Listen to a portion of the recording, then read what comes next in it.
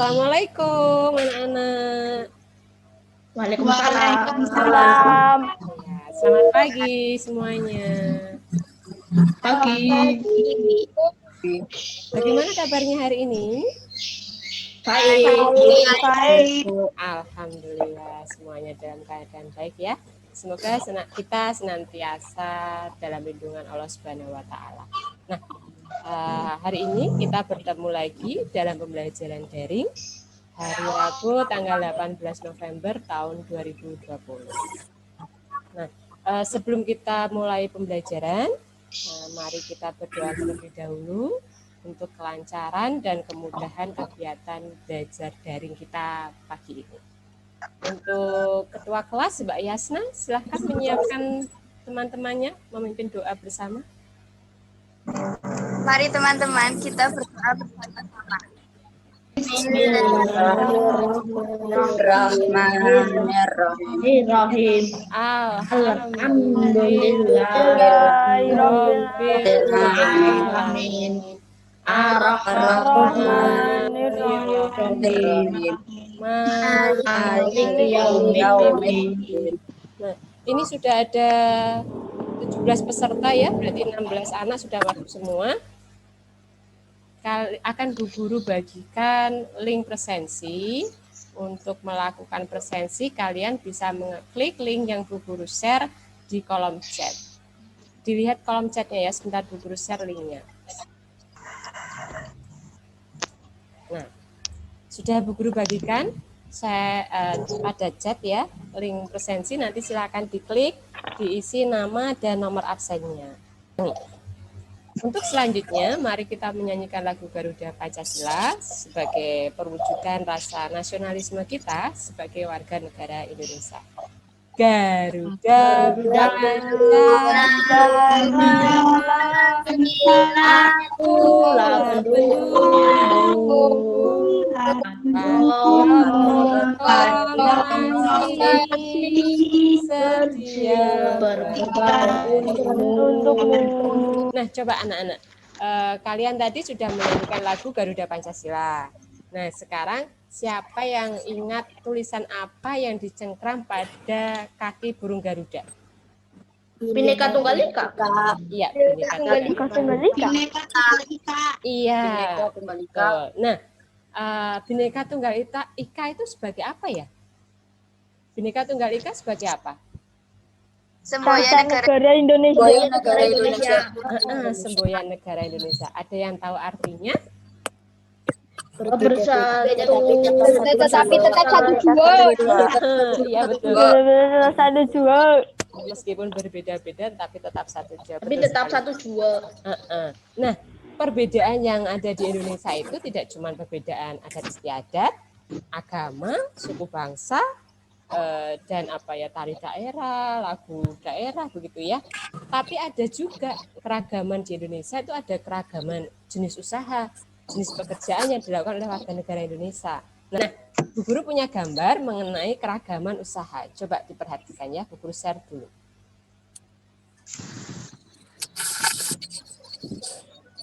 Sudah kelihatan gambarnya? Sudah. Coba, ini Bu Guru memiliki gambar mengenai keragaman usaha yang biasanya ada di sekitar kita.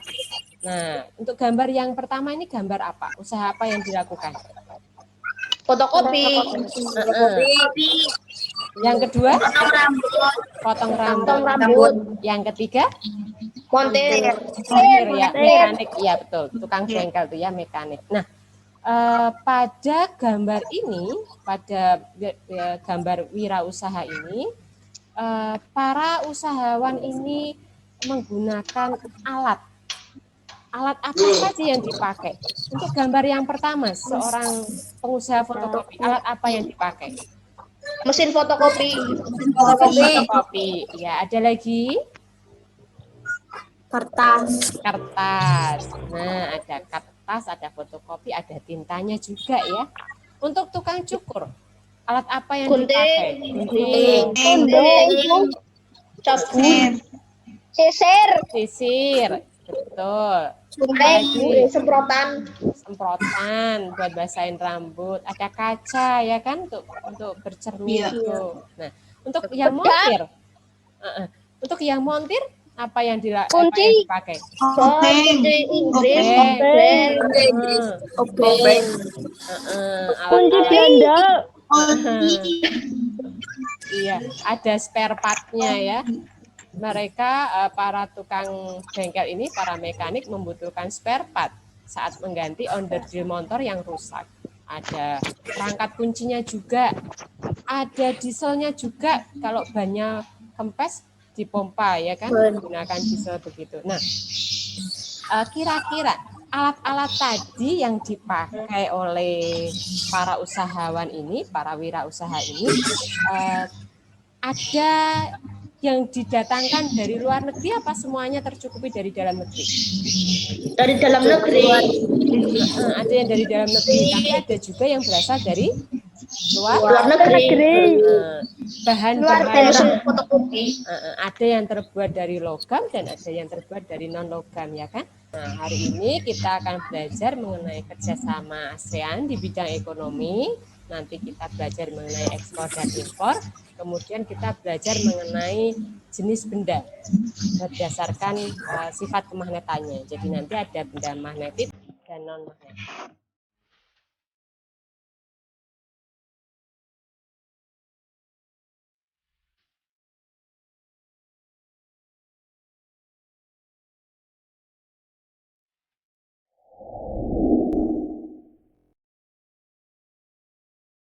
Nah, untuk yang materi pertama, mata pelajaran IPS, Bu Guru memiliki teks bacaan di sini.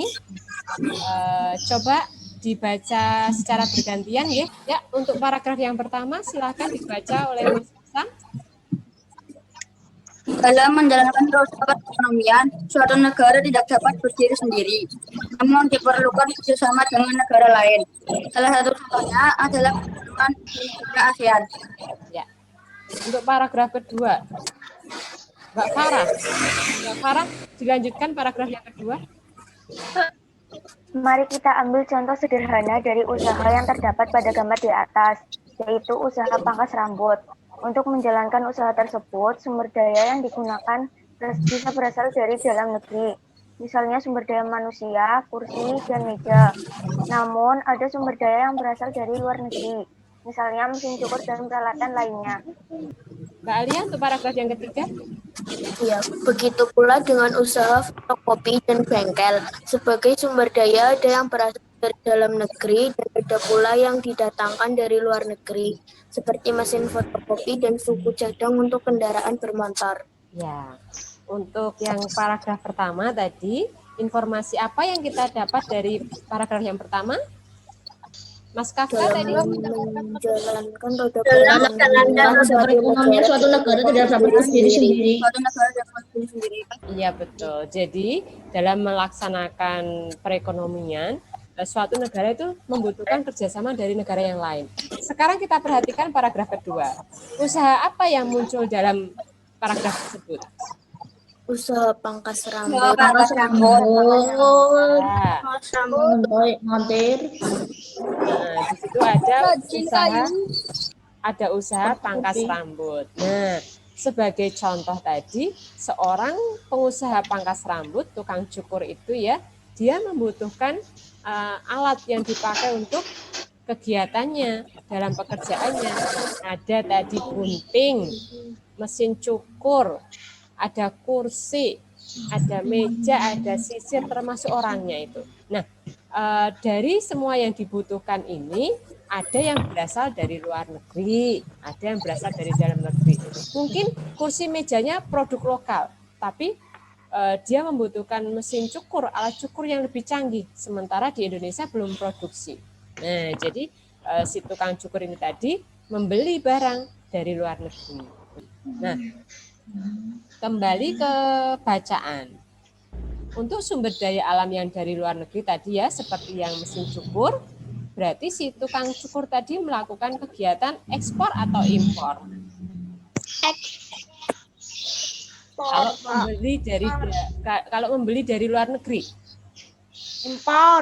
impor betul. Nah, untuk yang wirausaha yang pada paragraf ketiga, tadi kegiatan apa yang ada di paragraf ketiga? Usaha fotokopi dan bengkel. Usaha fotokopi dan bengkel. Jadi sama seperti yang usaha yang kedua, tadi tukang cukur. Untuk usaha fotokopi dan bengkel, sumber daya alamnya juga ada yang berasal dari dalam negeri, ada yang berasal dari luar negeri. Luar negeri. Ya. Nah, untuk selanjutnya ada kegiatan ekspor impor. Tadi seperti yang telah dibaca Mas Wisam pada paragraf pertama ya, bahwa suatu negara tidak mungkin mampu menjalankan perekonomiannya tanpa bantuan dari negara lain. Jadi negara-negara di dunia melakukan kerjasama dalam bidang ekonomi.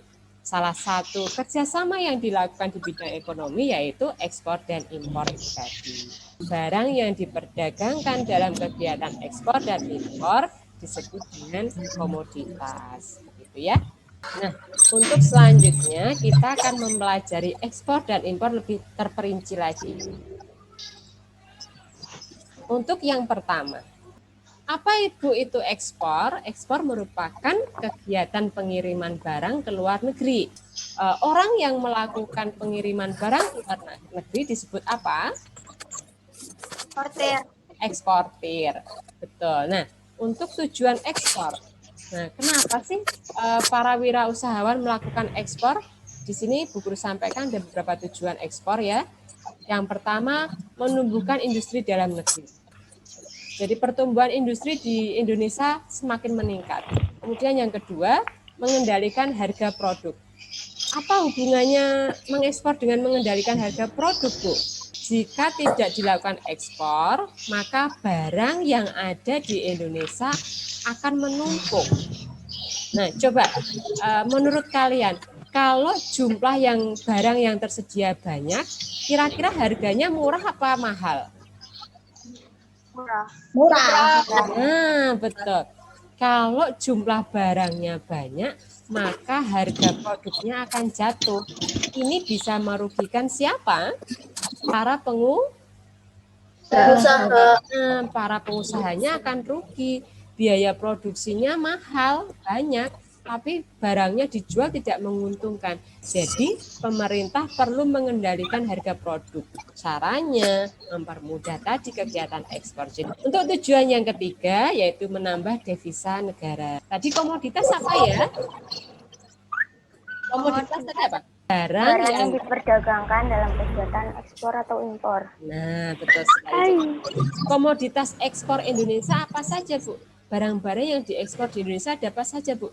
Ini di sini dalam kotak bisa dilihat nih. Ada madu, mesin, beras sepatu, kayu, Sepatu. ya di situ sudah bisa muncul ya mesin, baju, kayu, terus mineral, barang tambang begitu ya. Nah, untuk komoditas ekspor Indonesia ada dua. Yang pertama komoditas utama. Jadi barang ekspor utama Indonesia yaitu contohnya tekstil. Kemudian yang kedua ada komoditas potensial. Komoditas potensial itu apa, Bu? Jadi komoditas potensial itu alat bahan-bahan ekspor yang mempunyai potensi untuk dijual lancar, mudah, cepat di luar negeri. Jadi pangsa pasar yang ada di luar negeri itu besar atas barang itu. Nah, komoditas potensialnya contohnya apa saja, Bu? Rempah-rempah. Kita tahu sendiri bahwa dari zaman penjajahan Belanda pun, dari zaman penjajah dulu, mereka tujuan utamanya datang ke Indonesia adalah untuk mencari rempah-rempah, ya kan? Jadi rempah-rempah ini seperti bawang merah, bawang putih, merica, kunyit dan sebagainya itu merupakan komoditas ekspor Indonesia. Nah, untuk selanjutnya kegiatan impor. Nah, siapa yang tahu arti kegiatan impor? Memasukkan barang dari luar negeri ke luar dalam negeri ke negeri. dalam negeri. Betul. Jadi kalau ekspor tadi mengirim ke luar negeri, sekarang impor mendatangkan barang dari luar negeri. Nah, pihak yang melakukan impor disebut apa? Importir. Nah, sekarang tujuan dari impor. Tujuan dari kegiatan impor apa, Bu? Yang pertama memenuhi kebutuhan dalam negeri.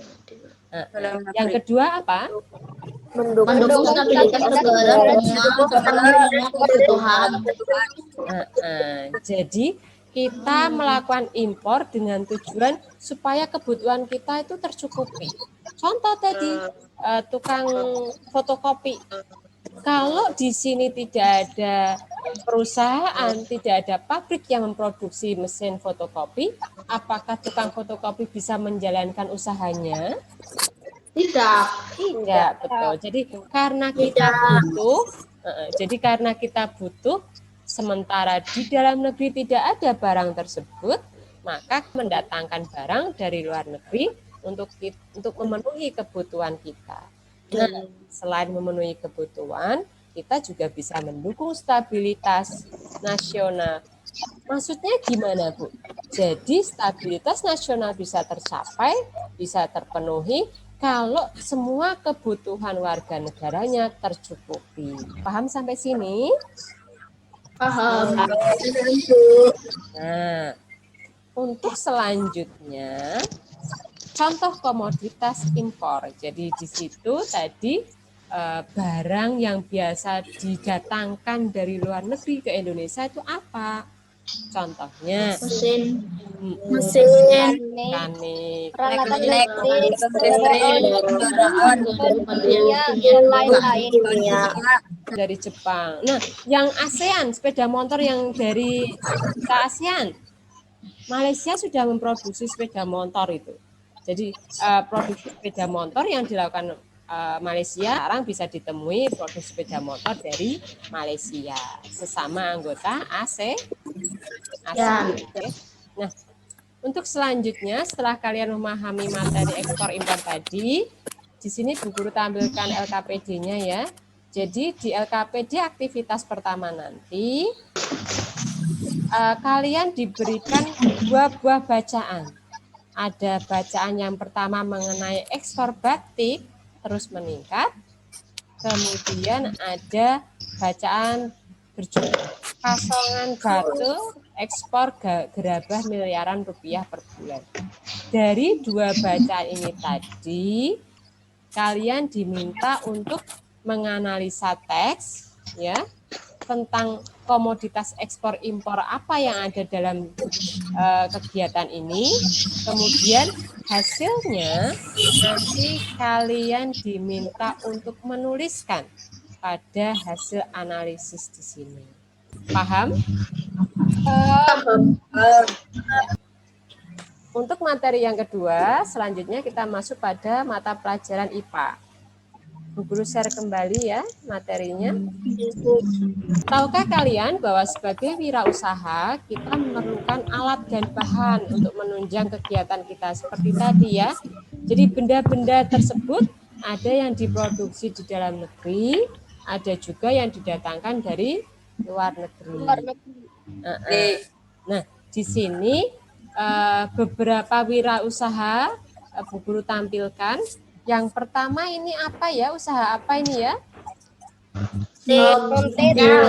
Montir tadi betul. Yang kedua, musik, Pangkas rambut. pangkas rambut. Heeh. Kemudian yang ketiga, Fotokopi. ya mesin fotokopi. Nah, pada kegiatan wirausaha ini, alat dan bahan yang digunakan pada kegiatan ini ada yang dapat ditarik magnet, ada juga yang tidak dapat ditarik. Untuk selanjutnya akan Bu Guru tampilkan video materi benda magnetis dan non-magnetis agar kalian lebih mudah memahami. Diperhatikan dulu videonya, nggih.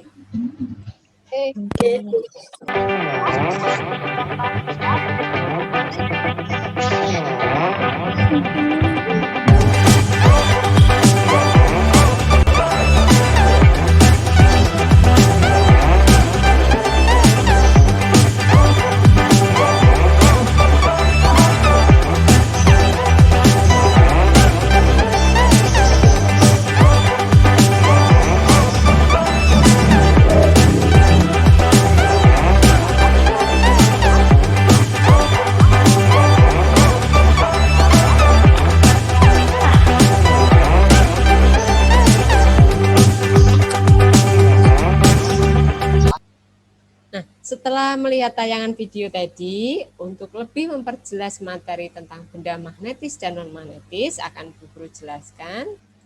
Jadi menurut sifat kemagnetannya, benda itu dibedakan menjadi dua jenis. Yang pertama tadi ada benda magnetis, yang kedua ada benda non-magnetis. Apa itu Bu benda magnetis? Benda magnetis yaitu benda-benda yang terbuat dari bahan-bahan yang mengandung unsur logam. Untuk benda magnetis, jenisnya ada 3. Yang pertama, benda ferromagnetik. Yang kedua, paramagnetik. Dan yang ketiga, diamagnetik. Nah, sedangkan untuk benda non-magnetis, apa itu Bu benda non-magnetis? Benda non-magnetis yaitu benda-benda yang terbuat dari bahan yang tidak dapat ditarik magnet. Jadi contohnya ada benda-benda yang terbuat dari plastik, kemudian kayu, kemudian kertas, dan sebagainya. Nah, untuk lebih memperjelas benda magnetis yang 3 jenis itu, kita lanjut ke slide selanjutnya. Untuk benda ferromagnetik. Apa sih Bu benda ferromagnetik itu? Jadi benda ferromagnetik yaitu bahan yang dapat ditarik kuat oleh magnet. Jadi jika benda tersebut didekatkan dengan magnet, maka langsung tertarik dengan kuat, menempel pada magnet. Biasanya untuk benda ferromagnetik dilepaskannya pun susah, karena tadi daya tariknya sangat kuat. Begitu, ya. Contoh benda ferromagnetik itu apa Bu? Jadi contoh benda ferromagnetik adalah benda-benda yang terbuat dari bahan besi, ada baja, ada nikel, ada kobalt. Nah, di sini Bu Guru berikan contohnya. Yang pertama, gambar apa ini ya? Baut. Baut. baut, Ya, gambar mur dan baut. Gambar mur baut terbuat dari apa ya? Besi. Logam. Ya, logam. Betul. Kemudian ada paku. Nah, paku juga biasanya terbuat dari Logam. logam besi. Nah, yang ketiga gambar apa ini? Sendok. dan garpu, Ya, biasanya sendok dan garpu terbuat dari nikel. Ya. Kemudian gambar yang keempat. Koin. Untuk yang kedua, benda paramagnetik. Apa itu Bu benda paramagnetik? Yaitu benda yang ditarik lemah oleh magnet. Jadi kalau tadi benda magnetik itu bisa ditarik oleh magnet, cara menariknya ada 2 jenis. Yang pertama ditarik kuat, itu disebut tadi benda apa tadi? Ferromagnetik, betul. Ini bisa ditarik, tapi ditariknya lemah. Kalau didekatkan dengan magnet bergeraknya tidak langsung cepat begitu ya, tapi bergerak perlahan tapi menuju ke magnet. Kalau daya tariknya lemah, dia disebut benda paramagnetik. Contohnya apa Bu benda paramagnetik? Jadi benda paramagnetik ada contohnya adalah benda-benda yang terbuat dari bahan aluminium dan platinum. Contoh benda dari bahan aluminium dan platinum apa? Nah, di sini ada apa ini? Panci. Panci. Alat-alat dapur yang dipakai ibu untuk memasak itu. Ada panci, wajan gitu ya. Ada lagi ini cincin ya. Nah, cincin ini terbuat dari platina. Untuk benda yang ketiga, benda diamagnetik, yaitu benda yang dapat ditolak lemah oleh magnet. Jadi, kalau fero sama para tadi ditarik, jadi kalau dideketin dengan magnet dia menempel begitu, entah itu kuat menempelnya atau lemah menempelnya, bergerak cepat atau bergerak lambat ke arah magnet. Tapi kalau dia magnetik justru kebalikannya, dia justru malah ditolak lemah oleh magnet. Jadi dia menjauh dari magnet tetapi tidak cepat ya, hanya lemah. Jadi menghindari magnet begitu. Contoh benda-benda diamagnetik yaitu benda yang terbuat dari seng, silikon, kaca, granit. Air pun termasuk benda diamagnetik. Nah, di sini contohnya, jadi yang hitam di bawah ini itu magnet ya. Jadi di sini ada seng. Logam seng ini jika ditempelkan dengan magnet, dia tidak akan menempel, tapi justru mengambang. Kenapa? Karena dia ditolak. Dia tidak menempel ke magnet, tapi dia ditolak lemah oleh magnet. Jadi dia mengambang begitu. Nah, seperti ini. Jadi di antara magnet dan logamnya ini ada selanya. Begitu nggih? Untuk lebih jelasnya, ini Bu Guru punya video nggih. Silahkan diperhatikan videonya untuk lebih memahami benda diamagnetik. Nah, jadi kalau didekatkan dengan magnet itu ya, tuh malah menjauh. Jadi bukan menempel, malah menghindari magnetnya, begitu nggih. Ini contohnya tadi yang didekatkan itu kaca. Jadi yang lingkaran dipegang itu magnetnya, kemudian yang benda yang ditolak lemah tadi kaca. Untuk aktivitas yang kedua, LKPD yang kedua, materi IPA, nanti kalian diminta untuk melakukan percobaan. Percobaan tentang apa, Bu? Karena tadi materi kita benda magnetis dan non-magnetis, nanti kalian diminta melakukan percobaan benda magnetis dan non-magnetis. Jadi tujuan percobaannya nanti kalian bisa mengidentifikasi benda magnetis dan non-magnetis itu. Alat dan bahannya apa saja, Bu? Ada magnet tentu saja, ya. Ada pensil, peniti, karet belang. Setelah menyiapkan alat dan bahan ini, nanti kalian melakukan percobaan dengan langkah-langkah, siapkan magnetnya tadi, kemudian benda-benda tadi disusun berdekatan. Nah, dengan jarak tertentu ya, jadi jangan terlalu dekat. Nah, masing-masing benda itu tadi nanti dekatkan dengan magnet secara bergantian. Nah, di situ kalian nanti bisa mengamati apa yang terjadi di situ. Apakah bendanya menempel atau tidak, tertarik oleh magnet atau tidak. Nah, nanti hasil pengamatan kalian secara kelompok ditulis pada laporan percobaan. Jelas untuk LKPD yang kedua? Jelas.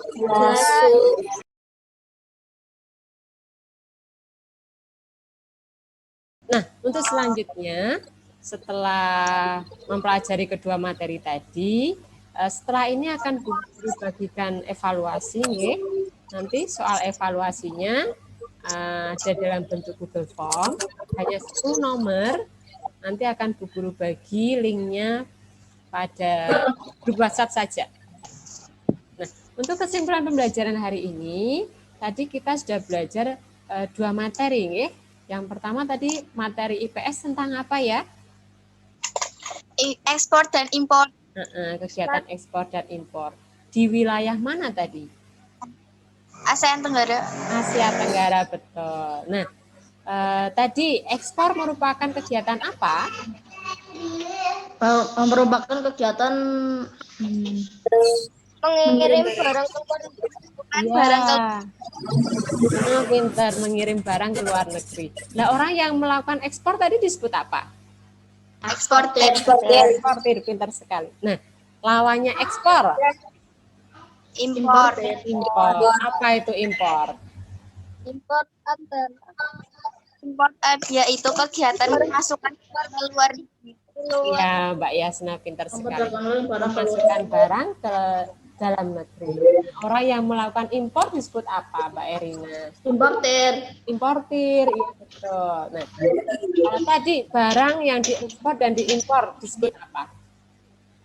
Komoditas. Komoditas. Pintar. komoditas. Iya, setelah mempelajari ekspor impor tadi dalam kerjasama perekonomian di Asia Tenggara, kita juga sudah belajar mengenai dua benda berdasarkan sifat kemagnetannya. Benda apa saja tadi? Ada magnetik dan non magnetik.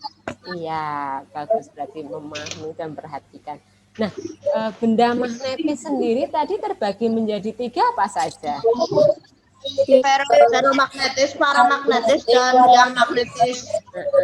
Ada feromagnetis, paramagnetis, satu lagi Diamagnetis. yang ditarik kuat tadi oleh magnet disebut Feromagnetis. Benda non magnetis adalah Benda yang terbuat dari bahan yang tidak dapat ditarik magnet. betul, benda yang terbuat dari bahan yang tidak dapat ditarik oleh magnet. Jadi antara benda diamagnetik dan non magnetik berbeda ya. Kalau non magnetik didekatkan dengan magnet itu sama sekali tidak bergerak. Tapi kalau dia magnetik, dia didekatkan dengan magnet, bukannya menempel, tapi justru menjauh dari magnet. Gitu. Bisa dipahami? Bisa. Nah, anak-anak, manfaat apa yang bisa kalian dapatkan dari pembelajaran kita pagi ini? Dapat berkumpul dengan teman-teman, menambah ilmu. Nah, Memahami pelajaran. Mami, ya ini meskipun dalam masa pandemi ya, kita tidak boleh bertatap muka di kelas, tapi kita bisa bertemu ya secara virtual gitu di sini ya. Nah, untuk kalau kekurangannya, ada keluhan mengenai pembelajaran kita hari ini? kendala videonya nggak bisa suara. bergerak. Oh, suaranya nggak? Kendala suaranya tidak bisa didengar, kurang jelas. Oh iya. Videonya Bu nggak gerak. Oh, videonya nggak gerak lagi ya. Nah, kemudian tadi ada yang keluar masuk ya. Nah, untuk pembelajaran besok, untuk mempersiapkan diri, silakan dibaca dulu LKS-nya, silakan dibaca dulu buku siswanya untuk materi pada tema 5, subtema 2, kita masuk pembelajaran berikutnya, pembelajaran kedua. Nah, di situ nanti kita akan belajar mengenai poster. Jadi besok dipersiapkan alat-alatnya, alat-alat membuat poster, nggih. Untuk mengakhiri kegiatan pembelajaran kita hari ini, silahkan Mas Wisam untuk memimpin teman-temannya penutup. Mari teman-teman kita berdoa bersama-sama. Bismillahirrahmanirrahim.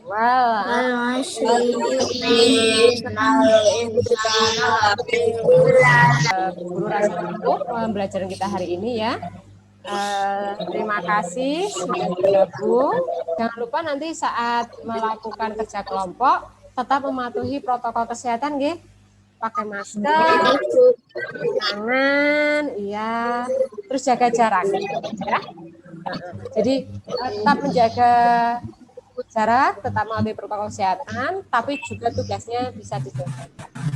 Guru tutup. Terima kasih. Wassalamualaikum warahmatullahi wabarakatuh. Waalaikumsalam. Warahmatullahi wabarakatuh.